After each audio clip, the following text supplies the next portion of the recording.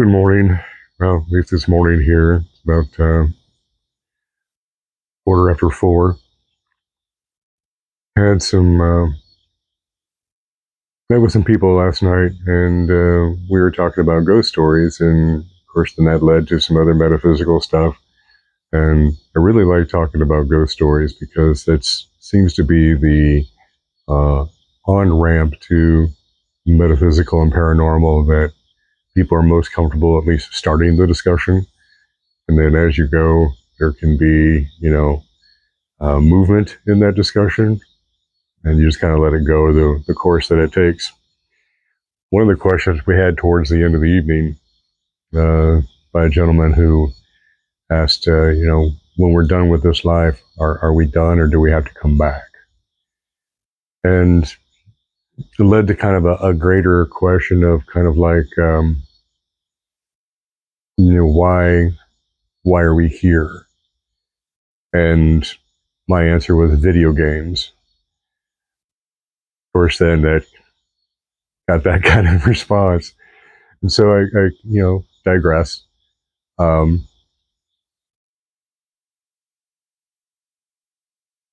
Assuming you haven't seen any of the other stuff that I've got out here, I tell everybody they're a spiritual badass. If you were here on Earth, you don't just happen to show up here. It's not random. Earth is hard. It is the Wild West.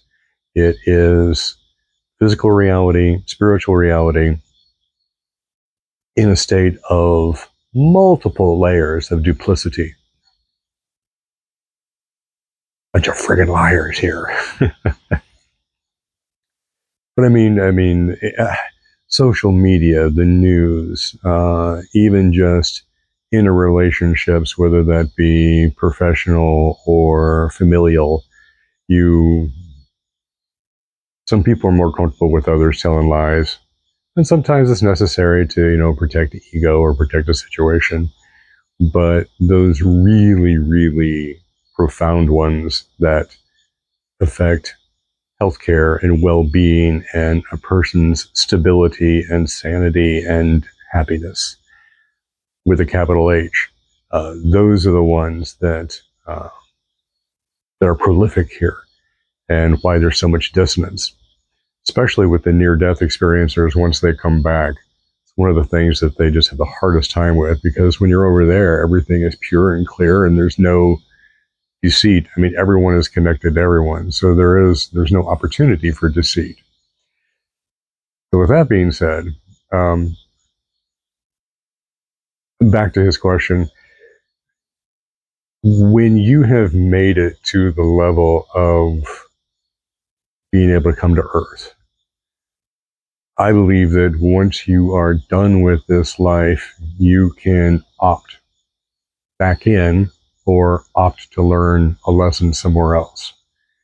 The great thing about Earth is that if you're a type A personality, there's multiple opportunities to learn some really courageous / horrendous shit here. So if you're trying to speed along the process, or try to really tease out the nuance of particular things, this is the place to do it.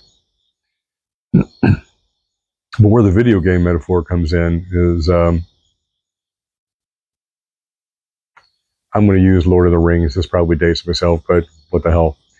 So a few years ago, I've got a PlayStation, get Lord of the Rings, and of course I have to pick Aragorn, and I have to, easiest level, the weapons with the most, powerful weapons that they have possible, and just go through and, tear it up. Well, once you play that set of variables, you don't throw away the game.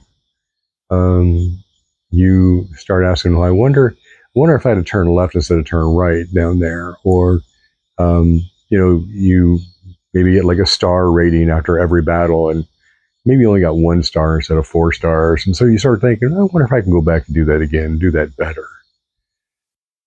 Well, that particular battle is in the middle of a narrative, and so you've got to go through the narrative to get back to that battle. And I think life is a lot of ways like that, in that, maybe we were a parent, or maybe we were a caregiver, or maybe we were a lover, or, whatever, title you want to throw out there. You can probably look back at it in retrospect and say, I probably could have done that better. I think I want to go back in, try again. So, and back to the game metaphor, once you have explored all the characters, once you've explored all of the weapons, all of the pathways, and if you have a competitive nature and you're like, you got 1 or 2 stars, you still got through it, but it's like, I wonder if I could do that better. I wonder if I could really make it epic, make a really good story out of it. Then that's the exploration. While you're in the game, wounds hurt. When you're out of the game, it's just part of the narrative. So many of my own personal wounds and hurts that I had carried up until I was 39 years old. When I was over there in my near-death experience, all of that trauma, all of that backstory, all of that history and narrative that made me who I was, it was like I had just completed a play and I just walked off the stage. None of it mattered. It was something I had performed, but it wasn't burdensome. It was like taking off a baseball cap and hanging it up. It had that level of gravitas, which means hardly any. So I think it's another kind of, maybe another metaphor is that when they talk about actors losing themselves in the part, I think that once we get into our role capacity, a lot of people don't have spiritual awareness. A lot of people haven't taken the time for introspection, and maybe they haven't cultivated that second perspective. Once we're born, we're actors. We're on the stage, and we have to do our thing. But once you get a little older and have maybe some abstract instead of concrete thinking, once you've had your existence challenged, maybe after you've had some sort of a transpersonal psychodynamic challenge or shift, then you get that instead of you're an actor, you're also the director. And you can see things from a 10,000-foot level and see all the other players involved in the situation. And I think that also plays a role in, do I want to come back or not? So the overarching theme is that if you're at this level, when you're done, you're done. If you want to be. If you want to come back here and try again, you can. If you have a lesson to learn, but you want to try it in another dimension or another reality or another planet or another meat suit or another gender, all of the options are available. So at that moment, when you're trying to make those decisions, hard stop. Okay, everything I just said, let's put a bow on it. We're done. Now here's the what ifs. What if energy can be encapsulated and transported like a battery? What if our consciousness is energy and it is a organized construct of energy, kind of like a battery, but at a quantum level? What if after we die and our meat suit is done and our battery is going back to being recycled, as the case may be, what happens if there's entities out there who have the ability to hijack those batteries? And then they use those batteries for their own intent. I don't know if it was Mysterious Universe or if it was the Y-Files. Two great podcasts, by the way. I wholeheartedly endorse them. I've been listening to Mysterious Universe since their season 3, and I think they're in season 20 now. By the way, I never got my jet ski, guys. Come on. But allegedly, there is a race of extraterrestrials who have the ability to hijack those batteries, those packets of energy. I don't want to use the word soul because there's so many religious connotations and impact and bias and a religious overlay. So I'm just going to stick with batteries. But imagine the battery that is your consciousness is on its way to being recycled, and something grabs it, or it masquerades as a receiving center. And so you go there thinking this is what I've been doing all of my lives. But they grab you and then they stick you in a lifetime that they have constructed. And they benefit from sorrow and pain and grief, those negative human emotions. Kind of like Monsters Inc., I guess. But then they slap you into this body and you get reincarnated against your will. And part of their parting gift is to take that knowledge away from you. And so you don't know you've been hijacked. You don't know you've been put into a body that you don't want to be in. You don't know you've been put in a situation with a series of lessons and things that you didn't agree to. So it's kind of like being in New York and going to Canal Street, and I'm like, yeah, sure, I'll buy this game from the vendor for $5. And it turns out it's not that game at all. It's a lovely sticker on the game. It's a lovely sleeve or whatever. But whatever's been burned onto that disc is not that game.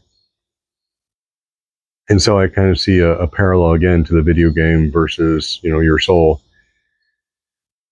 I think the term they used was soul recycling. And again, I don't know which podcast that was. You guys have the internet, so you can figure it out. But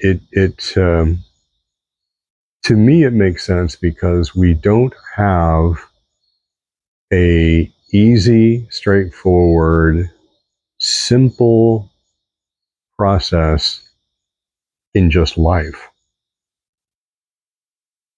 So if we have all these multiple variables going on concurrently within our lifetime and then our life is over with, why is it so pedestrian, so simple that we die and go to heaven? Okay, maybe. I'm definitely not an arbiter of truth here, but having the near-death experience in 05, having been in NDE research since 11, having done some past life regressions and talking to the in-between space, having read Michael Newton, I think I've absorbed enough anecdotal data to say it's not simple. And there may be opportunities for being hijacked.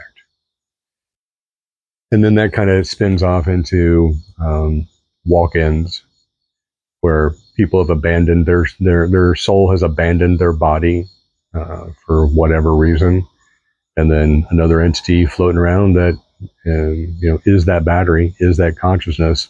It's kind of like being in a certain part of town and, leaving your brand new car running with the door open. Something will step in, something will take it and have a joyride.